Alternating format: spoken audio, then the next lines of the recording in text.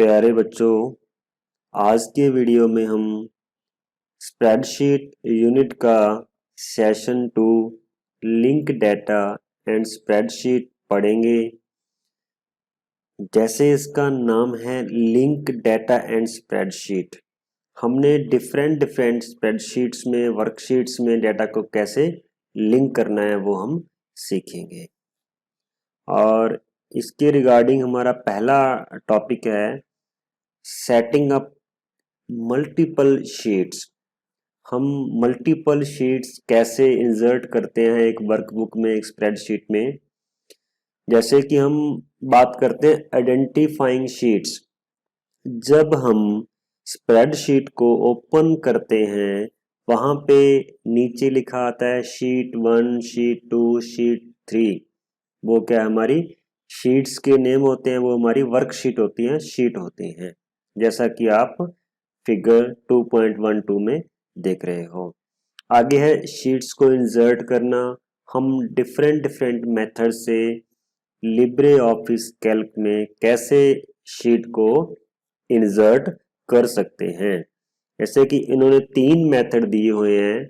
Insert sheet from menu bar, insert sheet right click on the tab and click in an empty space at the end of the line of sheet tabs।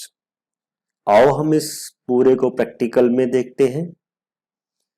जैसा कि मैंने इसके लिए spreadsheet को open किया हुआ है और इन्होंने बोला हुआ है पहला जो हमारा स्टेप था, अगर हमने शीट को इंसर्ट करना है तो जब हम बाय डिफॉल्ट ओपन करते हैं, आप कर्सर को देखिए स्क्रीन पे, नीचे शीट 1 आ रहा है। बाय डिफॉल्ट हमारी लिब्रे ऑफिस कैल्क में शीट जो इंसर्ट होती है, एक शीट इंसर्ट होती है, उसका नेम शीट 1, 2, 3 ऐसे आता रहता है, शीट 1 आता है। और अगर हमने शीट और इंसर्ट करनी है तो हम शीट मेनू पे क्लिक करेंगे, देन हम इंसर्ट शीट पे क्लिक करेंगे। और यहाँ पे अदर ऑप्शंस भी हैं, insert sheet at the end. अगर आपकी मल्टीपल शीट्स ओपन हैं, उन शीट्स के आपने एंड पे करना है। और insert sheet from file link to external data, तो हम सिंपल पहले इंसर्ट शीट पे क्लिक करते हैं। इस तरह का हमारा एक डायलॉग बॉक्स ओपन हो जाएगा। इसको यूज करके हम शीट को इंसर्ट कर सकते हैं। इस डायलॉग बॉक्स को टेल में लास्ट में देखेंगे हम। पहले हमने पहला मेथड हमने देखा है शीट मेन्यूज में जाकर शीट को इंसर्ट करना। देन हमारा होता है यहाँ पे राइट क्लिक करना और इंसर्ट शीट पे क्लिक कर देना, फिर भी ये सेम डायलॉग बॉक्स ओपन होगा। और एक हमारा सीधा हम प्लस पे क्लिक करके भी हमारी ऑटोमेटिक एंड पे शीट 2 इंसर्ट हो जाती है। एक था हमारा एम्प्टी, ये हमारा एम्प्टी स्पेस है, जहां पे शीट टैब्स आ रही है वहां पे हमारा एम्प्टी स्पेस है। उस एम्प्टी स्पेस पे हम डबल क्लिक करके भी शीट को इंसर्ट कर सकते हैं। देखिए पहला मेथड हमारा शीट मेनू में जाकर शीट इंसर्ट शीट पे क्लिक करना, दूसरा हमारा यहाँ पे राइट क्लिक करके इंसर्ट करना, तीसरा हमारा जो आपका ब्लैंक स्पेस है शीट टैब के साथ, उस पर डबल क्लिक करके आप इंसर्ट शीट डायलॉग बॉक्स को ओपन करके शीट्स को इंसर्ट कर सकते हो। अब हम इन ऑप्शंस की बात करेंगे।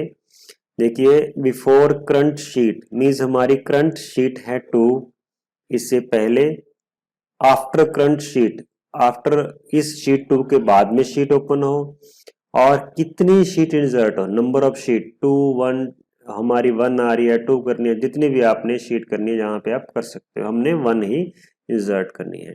जहां पे शीट का नेम, जो आपकी शीट इंसर्ट होगी उसका नाम क्या आएगा, हमने जहां पे इसका S3 कर दिया, तो इसको हम ओके पे क्लिक कर देंगे।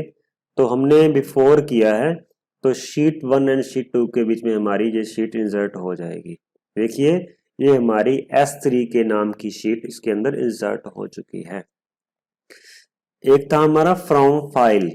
देखिए अगर हमने ये तो हमने शीट वैसे फ्रेश शीट हमने इंसर्ट कर ली, लेकिन हम वर्कबुक में जो डाटा यूज कर रहे हैं वो हमारे पास ऑलरेडी डाटा जो फीड किया हुआ पड़ा है, तो हम उस ओनली सिंगल शीट को किसी अदर वर्कशीट से, अदर वर्कबुक से हम यहाँ पे इंसर्ट कर सकते हैं।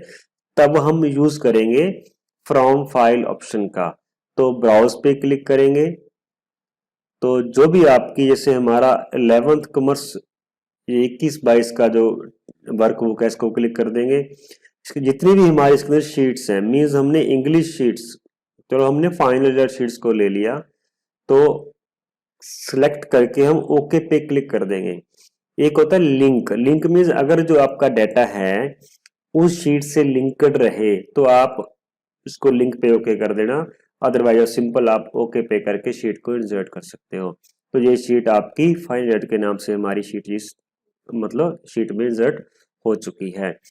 ये आपके डिफरेंट डिफरेंट मेथड थे, मीन्स मेनली 3 मेथड थे शीट को इंसर्ट करने के। पहला था शीट मेनू में जाकर इंसर्ट शीट पे क्लिक करना। दूसरा था यहाँ पे राइट क्लिक करके शीट टैब पे इंसर्ट शीट करना। तीसरा था हमारा ब्लैंक स्पेस पे डबल क्लिक करके शीट को इंसर्ट करना। हमने इन तीनों मेथड्स का यूज करके शीट को इंसर्ट करना सीख लिया है। अब हम शीट्स को रिनेम करना सीखेंगे। जैसे हमारा S3 नेम की शीट क्या है, हमारी सिलेक्टेड है, इस पे हम राइट क्लिक करेंगे, इस पे रिनेम शीट का ऑप्शन आएगा, इस पे हम क्लिक कर देंगे और जहां पे हम शीट का नाम दे देंगे शीट 3। ओके कर देंगे सर, हम शीट को रिनेम कर सकते हैं। इसके अंदर अदर ऑप्शंस भी होते हैं, जैसा कि हमारा शीट को मूव करना, शीट्स को सिलेक्ट करना, शीट को डिलीट करना। अगर हमने शीट को डिलीट करना है, डिलीट पे क्लिक कर दीजिए, तो ये हमारी शीट 3 यहाँ से डिलीट हो जाएगी। तो होता है शीट को मूव करना और कॉपी करना। हमने राइट क्लिक किया, मूव पे क्लिक कर दिया। अगर आपने शीट को मूव करना है, देखो मूव टू एंड पोजीशन पे कर दोगे तो ये एंड पे मूव हो जाएगी। अगर आपने इसको कॉपी करना है तो राइट क्लिक कीजिए, मूव और कॉपी पे क्लिक कीजिए, जहां कॉपी पे क्लिक कर दीजिए तो आपकी इसकी कॉपी हो जाएगी। फाइनल रिजल्ट शीट 2 के नाम से इसकी कॉपी हमारे पास हो जाएगी। तो इस तरह हम शीट टैब का यूज करके शीट को इंसर्ट कर सकते हैं, शीट को कॉपी कर सकते हैं, शीट को डिलीट कर सकते हैं, शीट को रीनेम कर सकते हैं। अब हम देखेंगे डिफरेंट डिफरेंट वर्कबुक से डाटा को लिंक करना हम कैसे करते हैं। इसके लिए मेरे पास मैंने एक शीट प्रिपेयर की हुई है, एक वो 11th कॉमर्स रिजल्ट के नाम से है, और इसके अंदर मैंने लिंक क्रिएट किया हुआ है। हम बात इस शीट में मैंने क्या किया हुआ है, इसमें डिफरेंट डिफरेंट सब्जेक्ट की डाटा मैंने प्रिपेयर किया हुआ है। देन एक इसकी फाइनल शीट बनी हुई है। तो इसके अंदर क्या है, इस शीट के अंदर ये डाटा मेरा डिफरेंट डिफरेंट शीट से लिंक है। लिंक हम कैसे क्रिएट करते हैं इसके बारे में हम बात करेंगे। अब हम बात करेंगे क्रिएट और change a cell reference. Cell reference होता क्या है? A cell reference refers to a cell, कोई सेल चाहे range of cell on a worksheet and can be used to find the values or data that you want formula to calculate। जिस data को formula को calculate करने के लिए चाहिए वो डाटा, वो वैल्यू, वो सेल को फाइंड करता है वो सेल रेफरेंस, सेल रेंज। वो एक सिंगल सेल भी हो सकता है, वो एक सेल्स की रेंज भी हो सकती है, और इनके डिफरेंट डिफरेंट हम कर सकते हैं। पहला है हमारा data from one or more continuous cells on the worksheet. Data आपका सेम वर्कशीट से एक जैसे अधिक सेल कंटिन्यू हो सकते हैं।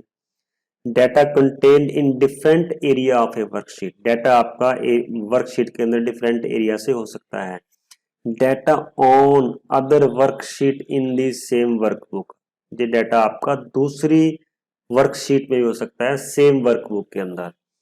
तो जब हम शीट्स को रेफरेंस करते हैं, दो उसके मेथड्स हैं, 2 वेज हैं, bye entering the formula directly using the keyboard और बाय यूजिंग द माउस। हम दोनों के बारे में अब हम बात करेंगे।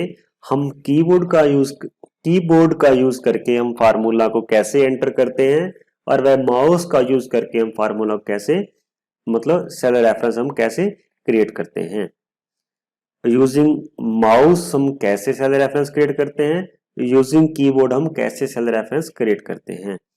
देखिए जैसे मैंने ये बात की है, इंग्लिश सब्जेक्ट की बात करता हूं और इसका मैंने रेफरेंस क्रिएट करना है। इसके लिए अगर मैं बात करूं माउस की, तो मैंने जैसे इस सेल के अंदर बात करता हूं, मैं सारों को एक बार डिलीट कर दूं इनको समझने के लिए। इसको मैंने डिलीट कर दिया और इक्वल पे मैंने इक्वल साइन टाइप किया। फिर मैंने यहां से डाटा कॉपी करना, डाटा मैंने कॉपी करना है इंग्लिश वर्कशीट से गया, तो वहां पे मैं गया, फर्स्ट स्टूडेंट की बात करता हूं, तो यहाँ पे ये उसका ग्रैंड टोटल है, उस पे मैंने क्लिक कर दिया।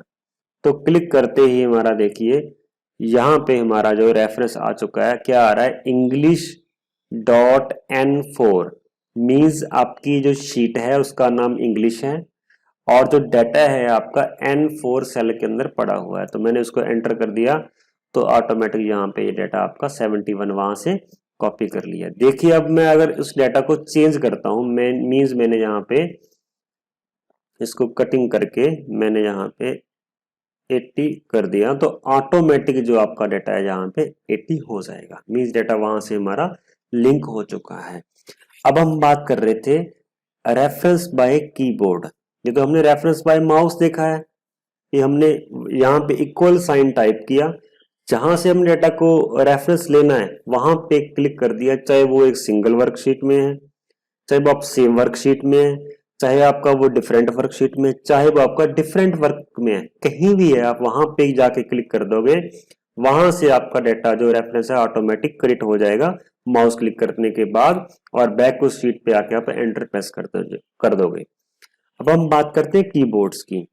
तो आपने पहले इक्वल साइन टाइप करना है, पहले आपने डॉलर साइन लगाना है, फिर आपने शीट का नाम क्या है, इंग्लिश, तो इसके लिए आपने इंग्लिश, देन आपने डॉट आपका सेल का नाम। देखिए ये हमारा सेल जो 80 वाला था वो N4 था, मीन दूसरे वाला क्या होगा, N5 होगा।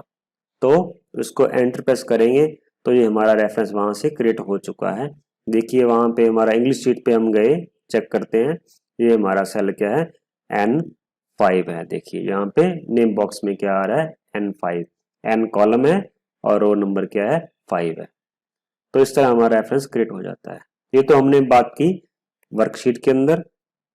अगर हम बात करते हैं अदर वर्कशीट के, वो कैसे होगा, सेम वर्कशीट में कैसे होगा, देखो हमने किया ही हुआ है, टोटल हमने किया है, ये देखो सम, तो ये आ रहा है आपका D3 ऑटोमेटिक आ रहा है, तो सेम हमने किया हुआ है।